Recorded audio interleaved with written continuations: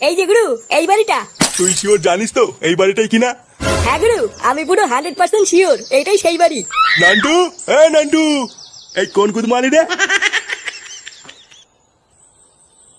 কি আপনারা কারা? নান্টু বাড়িতে নেই, নান্টুকে ডাকুন। ভোদা আমাকে দেখে কি বাবার বাড়া মনে হচ্ছে নাকি? আমি নান্টু। আপনি নান্টু মানে এই বাড়িটা কি আপনার? না, আমার বাবার। লেওরা ফ্যাচ ফ্যাচ না করে কি চানটা কি বলেন তো?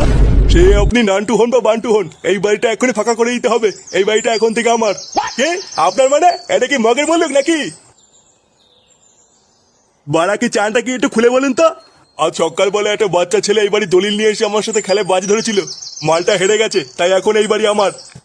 কে দলিল নিয়ে বাজি ধরেছিল মানে? হ্যাঁ, তাড়াতাড়ি বাড়িটা ফাঁকা করে দিন, না হলে কিন্তু আমার কোনো ব্যবস্থা নিতে হবে। এই গাল মেরেছে বাড়া, এরা তো বাড়ি নিতে এসছে। না বাড়া, ব্যাপারটা ভালো লাগছে না, এখান থেকে কেটে পড়তে হবে।